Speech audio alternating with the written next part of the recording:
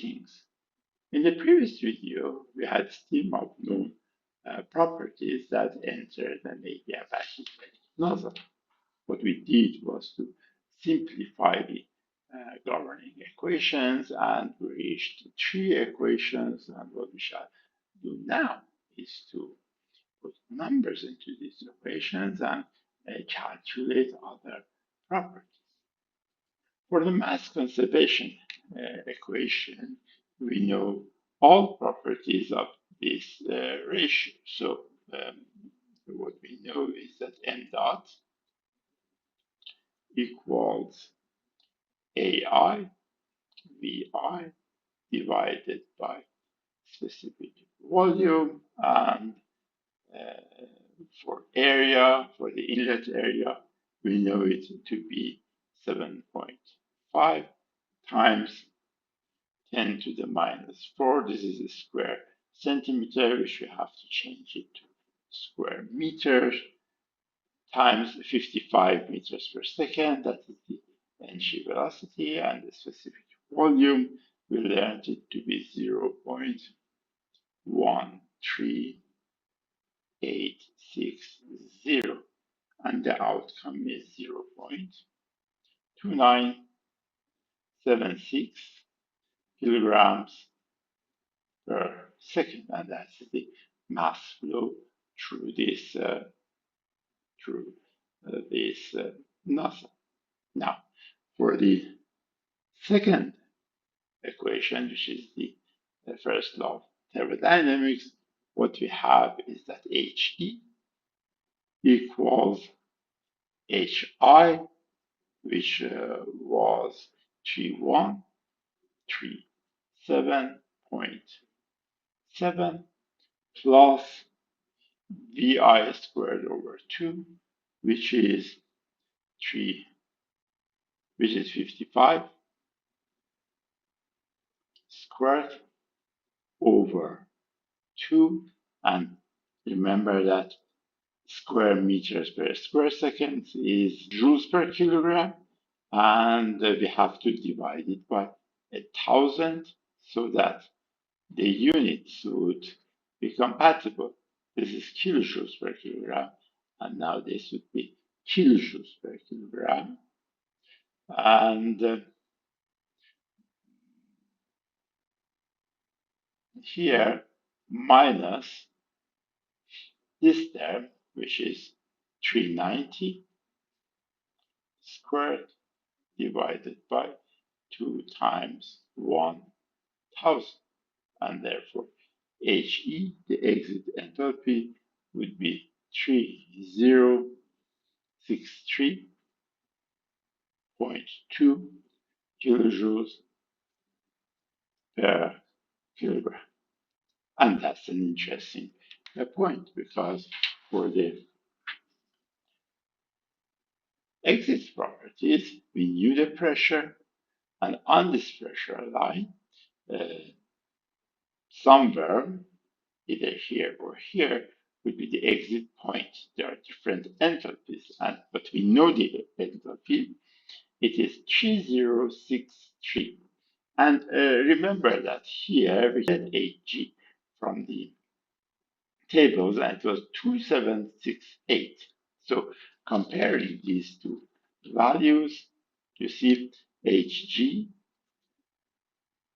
equals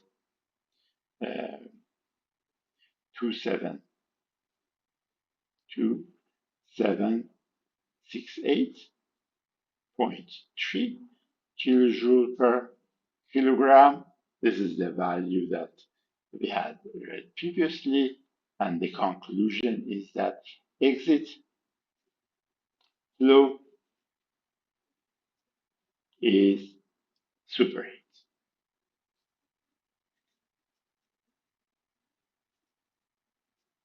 The conclusion that we get from this comparison is that here the enthalpy is 2768, and therefore the exit flow is superheat. Still, we don't know what the entropy is, and therefore placing a point on this line would be difficult. I don't know if my point should be how far to the right it should go. So what I shall do, I shall um, go to this line and see what the temperature and entropy would be. Well, if you look into the superheat table, what we get is that at the pressure of zero point 0.8 megapascal, these are the enthalpy values. Our enthalpy is 3063. Our exit enthalpy is 3063. And look at it, this is 3056, this is 3162.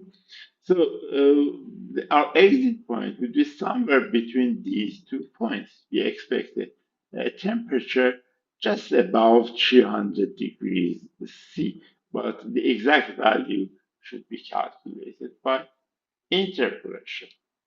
I've done so, and the result of this interpolation was that for PE, I write it in a different color to make it distinct from the equations. These are properties.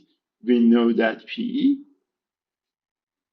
equals 0.8 megapascal, and we know that HE equals 3063.2 kilojoules per kilogram. And now interpolating between these two lines as I'm showing you here and their temperatures, first we learn that TE equals, by interpolation, TE would be 303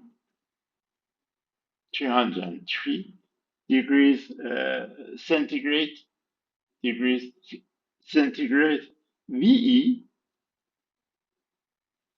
equals 0.326 cubic meters per kilogram. You see V is here between these two values. It should be slightly above 0.324, and what I have calculated is 0.326, so it's slightly above that. And an important point is that SE enthalpy, which we needed for diagram, to draw it on a diagram, is 7.245 kilojoules per kilogram Kelvin. And of course, we know that VE, the velocity at the exit, is 390 meters per second.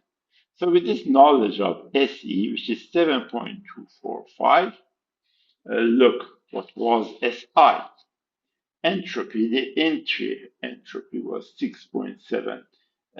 This value, entropy, here was 6.9583, 6.9583 kilojoules per kilogram Kelvin. And now we know that the exit entropy, the nozzle exit entropy, is higher, and its value is 7.245. 7.245 kilojoules per kilogram Kelvin, just above this value. And so the process inside the nozzle is an irreversible process.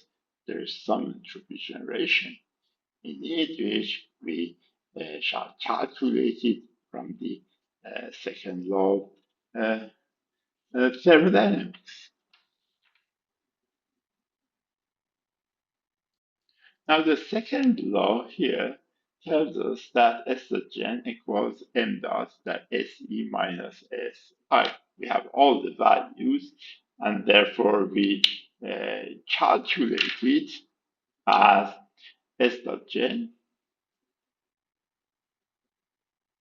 equals m dot, which we have just calculated it to be 0.2976, 0.2976, and times the exit entropy, which is 7.245, 7.245, and minus the entropy of a steam at entrance, which is 6.9583, and the outcome for this equation is 0.0853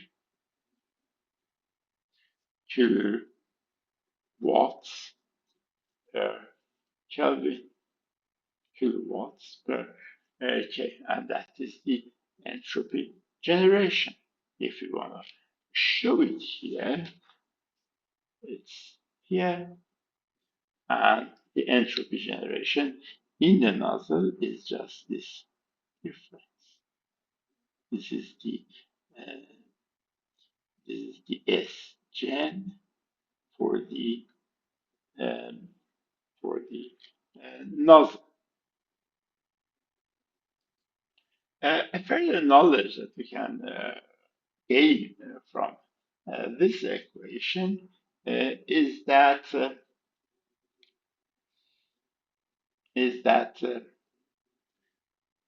m dot, so AEV divided by specific volume, and therefore AE, the exit area, would equal this area, AE would equal m dot VE divided by E, and that equals 0.2976 mass flow rate times exit specific volume, which we just calculated it to be 0.326, and divided by exit velocity, which the problem is giving us to be 390 meters per second. And the outcome for AE is 2.4876 times 10 to the minus 4 square meters. Compared with 7.5 square meters, 7.5 times 10 to the minus 4 square meters at the entrance. And as you see, the nozzle exit area is smaller than the nozzle inlet area. Still, there are complications with this that we shall explain further in the compressible flow section. But as it is, at least we know what the exit area is. What we don't know if there was a throat in between these two, or no, it just continuously has the area has continuously reduced. But that's a different point. Now, the next step for us is to see that if this nozzle had an isentropic expansion, what exit velocity we could have. The nozzle that we just calculated had some entropy generation. It means that it had some friction or other irreversibilities which cause it to have this much of entropy generation. What would have happened? How much velocity could we gain if the nozzle, instead of this irreversible nozzle, was a reversible nozzle? So what could happen for a reversible nozzle? The question is reversible, adiabatic nozzle. Of course, this would be a different nozzle because this is an ideal nozzle. It doesn't have any friction or any other irreversibilities. But that would be the ideal nozzle. That would be the maximum velocity we could get from expanding this steam to zero point 0.8 megapascal. Now, to start with, you have to simplify our governing equations for this reversible nozzle. These are our equations, and simplifying them for a reversible nozzle would be that 0 equals m dot I minus m dot E prime. Let's call it E prime, this reversible nozzle of ours. The first law would be 0 equals m dot I times hi plus vi squared over 2. The entry conditions won't change. It's only the exit condition which would change, minus m dot E prime, which is of course equal m dot I. It hasn't changed, times, but the enthalpy is He prime plus VE prime squared over 2. And this is the velocity we would gain if the expansion was reversible. But here we neither know the velocity nor the enthalpy. So let's move to the second law of thermodynamics, and that tells us that 0 equals m dot I Si minus m dot E Se prime. Heat transfer is 0 and entropy generation is 0. So these two terms both vanish, and the left-hand side is 0. So the inlet entropy and the exit entropy would be the same. The conclusion we get here is that Si equals Se prime. So in the new case, you see in the previous case, what we had was that we knew that the expansion is up to 0.8 megapascal, and we managed to calculate He. And with He, we went over this line and found other properties. Here, we know Se prime. We know the entropy for the isentropic adiabatic nozzle. We know the entropy at the nozzle exit. Still, we are on the same line, and so we could calculate exit properties. Well, we know that Se prime must equal Si, and therefore it equals 6.9583 kilojoules per kilogram Kelvin. Now we want to know where we are with this value, and the readings from the table at the start helps us. Now you see Sg for uh, saturated vapor is 6.6. I mean, S at this point is 6.66, and our entropy is 6.95. So The conclusion we make is that for an isentropic process, in fact, this would not be the correct point. The correct point should be somewhere in the superheat region, and I haven't drawn it well. I shall do a different drawing for the exit entropy. Well, this drawing would be more representative of our problem. Look, if this is point 1, which is on the line P equals 2 megapascal, and this line is P equals 0.8 megapascal, then our previous nozzle, our real nozzle process was something in this manner, okay?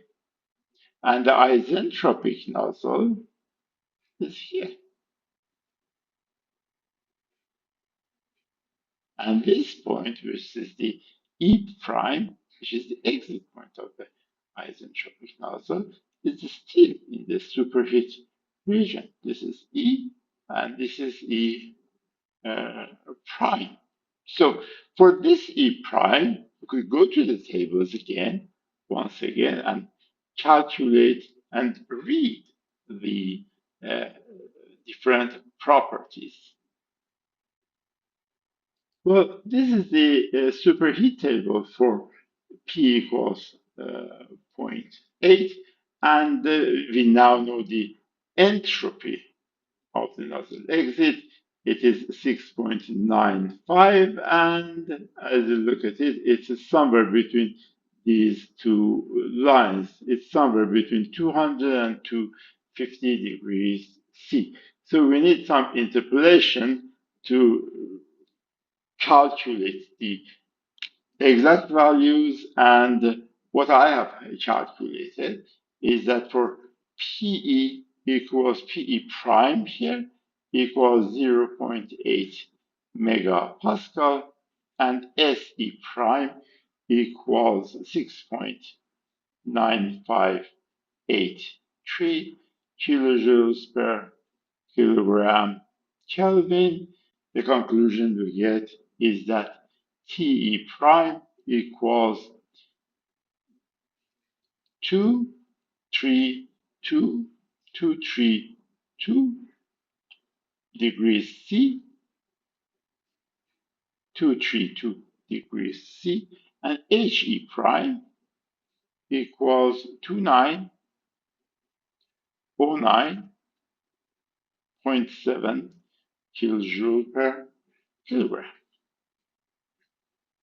So we have now calculated these two values. Now with this HE prime, we could place it in the first law of thermodynamics and see what was the maximum velocity we could get with an isentropic nozzle. I would calculate it here. And this equation, of course, for the present case of the isentropic nozzle, these two terms cancel out. HI, we know it, just like before, it is 3137.7. VI, we know it to be 55 meters per second. Don't forget that 2 times 100 should be here, 1000 should be here. HE, we just learned to be 2909.7, and VE prime, and we can now calculate it, VE prime would equal 677.5 meters per second. And that is the maximum velocity we could reach with an isentropic nozzle. Could we move to the left-hand side?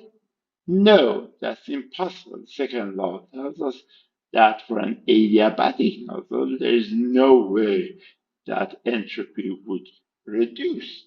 There's no way E prime would be less than S. E prime would be less than S I.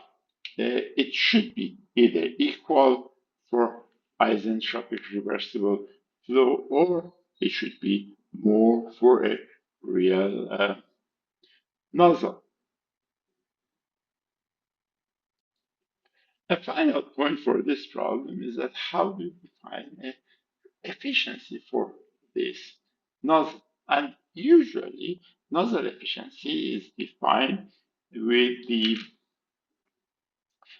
energy that we could achieve, the maximum possible energy, the maximum possible velocity, and the real energy that we have achieved, the real kinetic energy that we have achieved. So eta for nozzle is half VE squared, the maximum kinetic energy that this nozzle, the real nozzle, has achieved to the maximum kinetic energy that the reversible nozzle could achieve.